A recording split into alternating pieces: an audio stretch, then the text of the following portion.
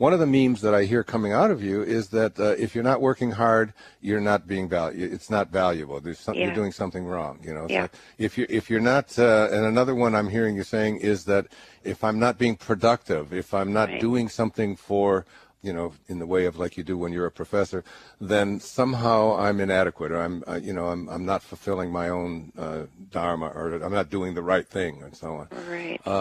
But I just wonder where we get this. I just wonder if are we the only creatures on the planet that really believe that we have to go out there and we have to work hard and we have to struggle and we have to, we have to feel like we're really, sweating and really, doing something in order to be valuable.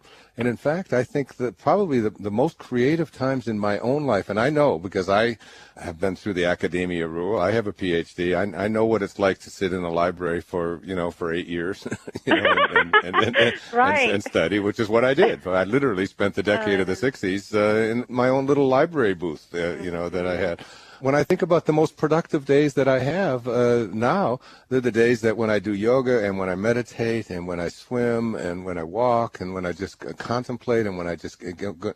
The ideas for those books come in those peaceful moments, in those times when I'm being contemplative, when I'm allowing, when I'm learning, when I'm listening, and and the writing doesn't become. It's like I never think.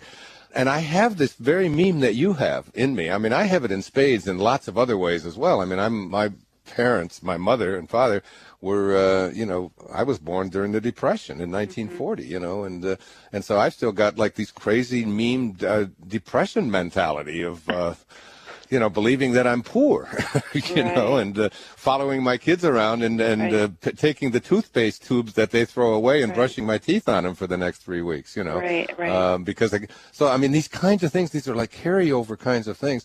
And then when I think about even now, even to this day, I still think to myself, as productive, I've written 35 books.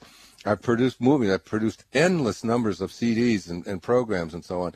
And there's still a part of me that shares exactly what you're saying, that says, it's too easy for you. You should be working harder. You should be getting up and struggling. And again, some of the most productive people that I know, and including people that I've read, I quote a lot of people in my books and so on, philosophers and very, very I've got to get that accomplished people. People like Da Vinci, people like Michelangelo. And and Michelangelo said that, it's important to walk away and to give yourself, and this is a guy, who's doing everything, making statues and painting chapels, and just his whole life was, just being, and yet he would say it's very important to take time, long periods of time, sometimes years, in order to regroup.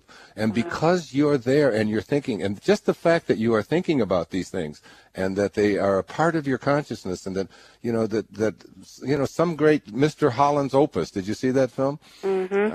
Have you seen that? You know what I'm talking about? Yeah, there's that might be inside of you, and you might be composing it, but you won't let yourself compose it because you're so busy telling yourself that you should be doing something else. Instead of just allowing, sweetheart, just allowing, just let it be.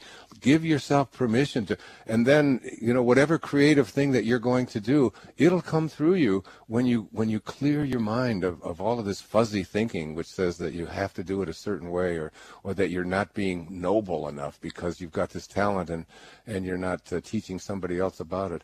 It's enough for you to think about it and to just allow it to come through. And I think you're going to do something musically very brilliant as soon as you get yourself free of that. Janice, I think you're a composer. I think you're going to write something very, very beautiful. Let it come to you, sweetheart. Let it come to you. You're not letting it come to you. And here you are. You're talking about post-traumatic stress. You're talking about the anxiety, all of the stuff that was going on when you were teaching and when you were back in New Orleans and when you were doing all of that in the hurricane. And you're saying now what you're telling yourself is that I should be going back to that place where I had all of that stress instead of saying I'm stress-free now. That's true. Yeah, so here I am. And it's like I have people, I just had an offer to do a national television show of my own, like a Dr. Phil show and all of that. And so, but they want me to move to California and to put on a suit and to be in a studio every day. And I wake up and put on a bathing suit, and the first thing I do is I swim for 2 hours in the ocean. And they say, well, eventually you'll be able to do what you want. I said, well, hell, that's what I'm doing now. Why would I? And I'm able to be productive because I'm more at peace within myself. Be at peace within yourself, dear. Okay. Be at peace within yourself.